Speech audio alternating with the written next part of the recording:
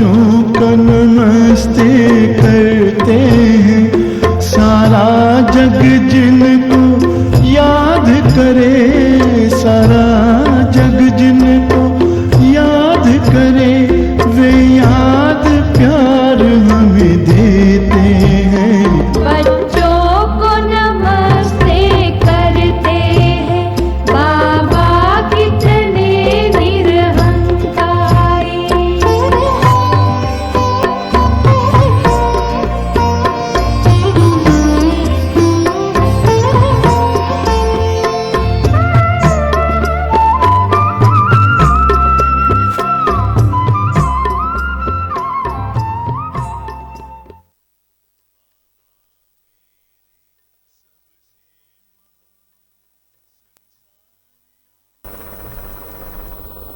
ओम शांति।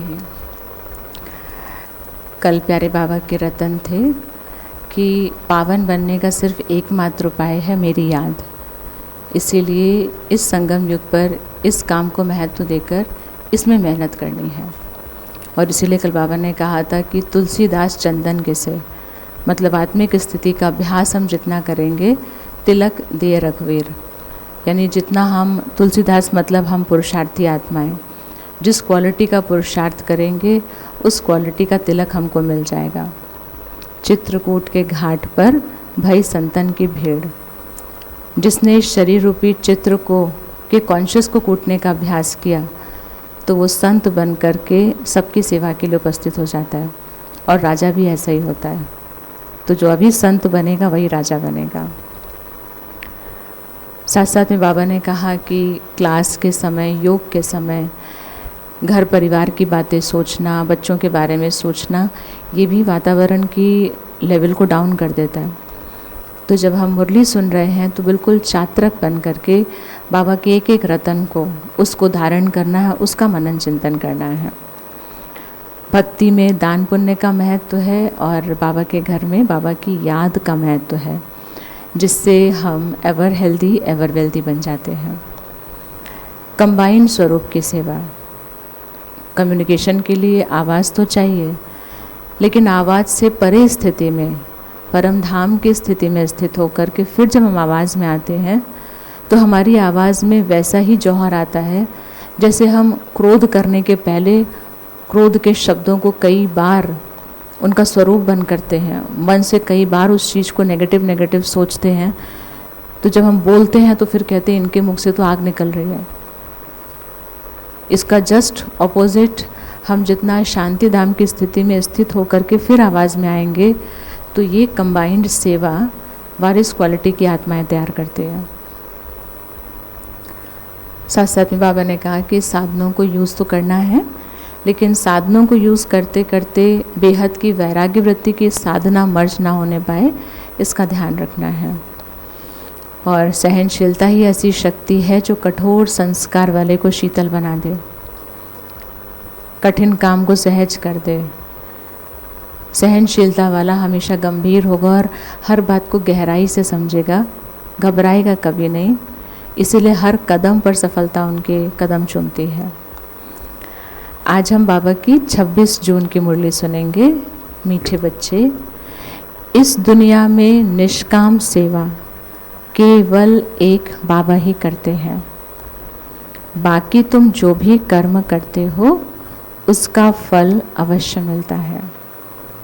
इस दुनिया में निष्काम सेवा केवल एक बाबा ही करते हैं। बाबा ऐसा बीज है जो धरती की मिट्टी, पानी, हवा इनमें लिप्त नहीं होते, और बीज को अगर मिट्टी में नहीं डालेंगे तो वो पनपेगा नहीं। तो शिव बाबा के अलावा हम में से कोई भी है, हमारी भावना भी होती है कि हमें कुछ चाहिए नहीं, हम निष्काम सेवा कर रहे हैं, लेकिन ये पंच तत्वों के बने शरीर में जो आत्मा बैठी है उसके थ्रू वो जो भी करती है उसका फल अवश्य आता है। तो एक निष्काम सेवाधारी शिव बाबा ही हैं, बाकी हमें हमारे कर्म का फल अवश्य मिलता है। तो जैसा फल चाहिए वैसे ही कर्म रूपी बीज बोने के लिए बस हमको अटेंशन रखना है। फिर बाबा ने आज कहा कि कलयुग के बाद सतयुग ही आएगा, even it is as certain as death. भगवान ने निश्चय कराने के लिए कह रहे हैं, वरना लोग सोचते हैं अरे अभी तो कहाँ, हज़ारों वर्ष तो कलयुग के पड़े हैं, या फिर सतयुग आएगा तो कौन से हम वहाँ होंगे, स्वर्ग में तो भगवान रहते हैं। लेकिन बाबा ने कहा हर एक चीज़ की आयु निश्चित है। तो अभी कल्प का अंतिम समय संगम युग चल रहा है। इसी समय पर भगवान आकर के ये निश्चित कर देते हैं कि मैं आया हूँ सतयुग का प्रोजेक्ट लेकर के, मैं स्वर्ग बनाऊँगा धरती को, और उस स्वर्ग में रहने के लिए पहले आपको लायक बना रहा हूँ। तो बस इस खुशी में रहना है और तैयारी करनी है कि जल्दी से जल्दी मेरी वो सुख शांति वाली दुनिया आ जाए। आज गीत भी है, तुम्हें पाके हमने जहाँ पा लिया है, ज़मी तो ज़मी आसमां पा लिया। फिर आज धारणा के लिए सार में है, शिव बाबा कह रहे हैं जो मेरी महिमा है उसे आप भी अपना बनाओ, अपने में धारण कर लो। भगवान की महिमा वो ज्ञान के सागर है, यानी समझ है, समझदारी से बच्चों को चलाते हैं। फिर प्रेम के सागर हैं, प्यार भी समझ से दे रहे हैं।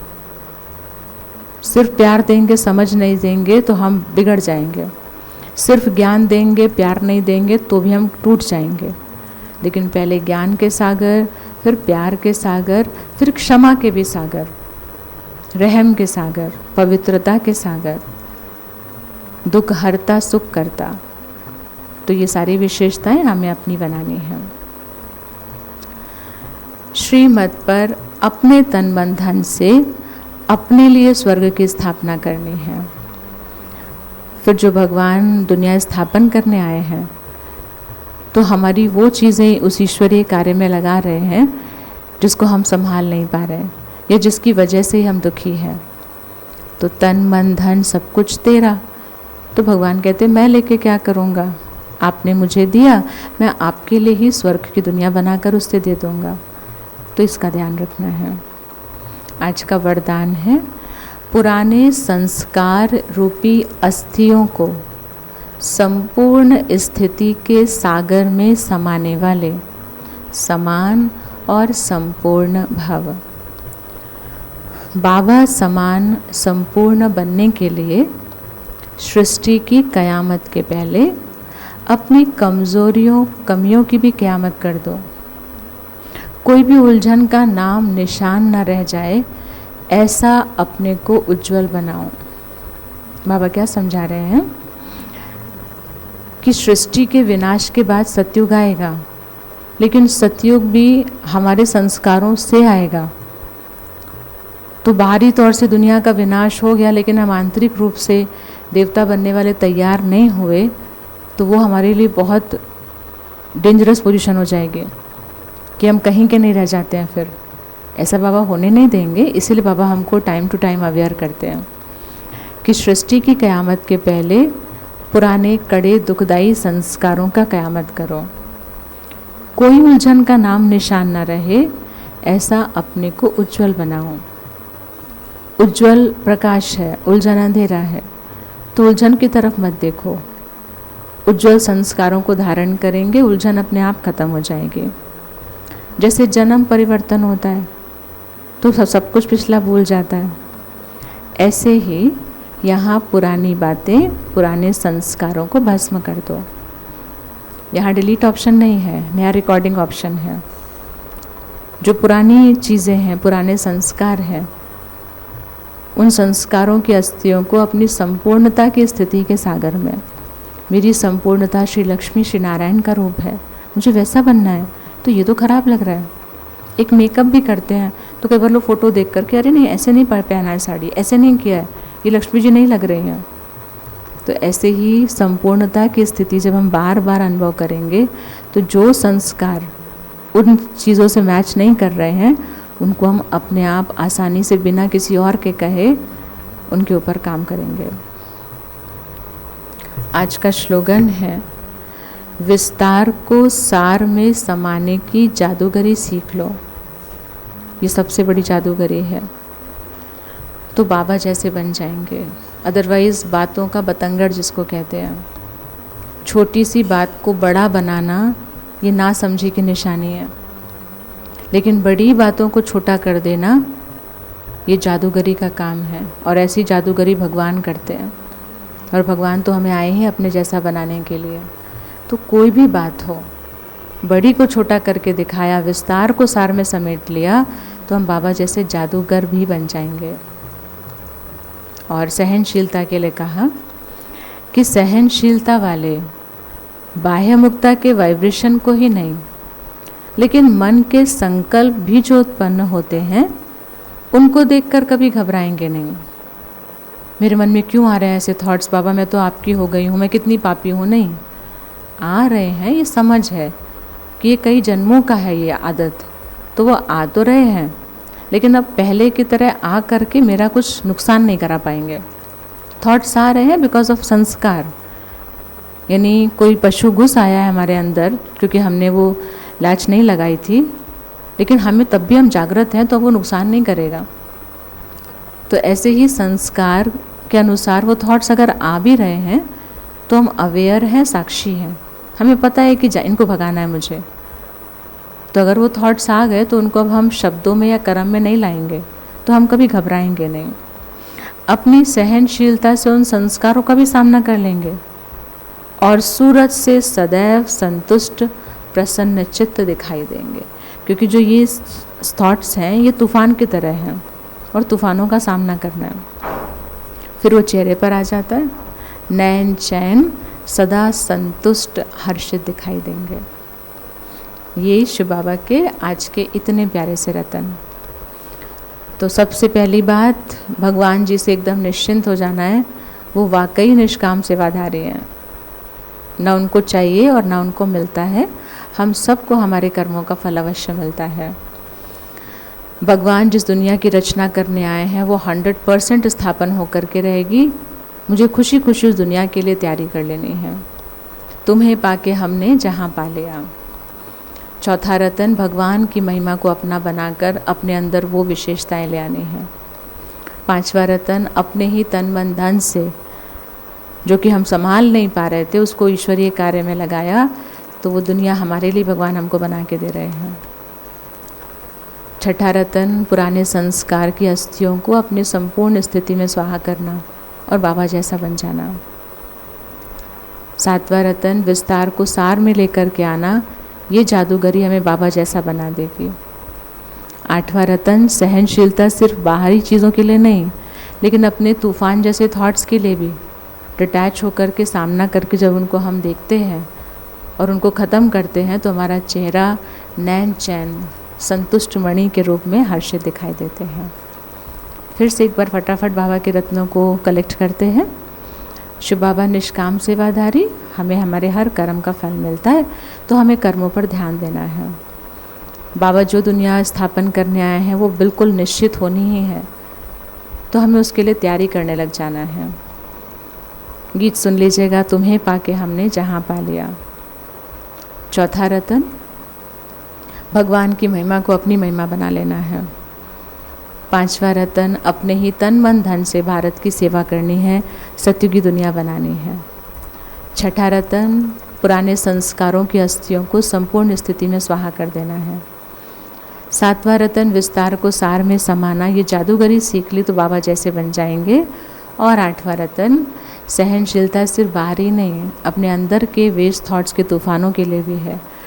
जो इनका सामना कर ले जाते हैं सहनशीलता की शक्ति से, उनके चेहरे हर्षित मुख संतुष्ट मणि दिखाई देते हैं।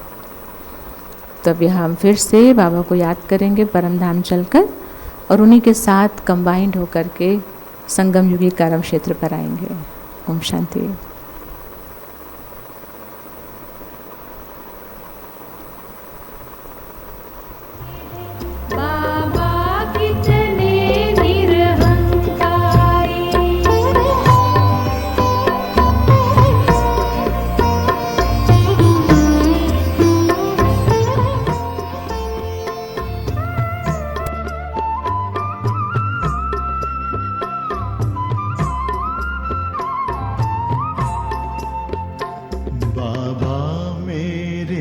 सबसे महान संसार आपके हाथों में, पर आप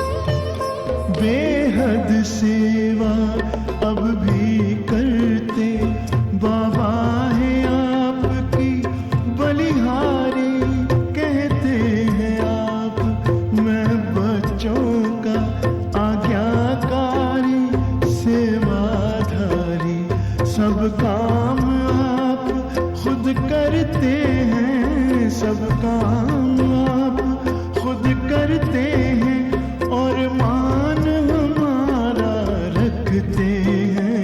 बच्चों को नमस्ते करते हैं, बाबा कितने निरहंकारी।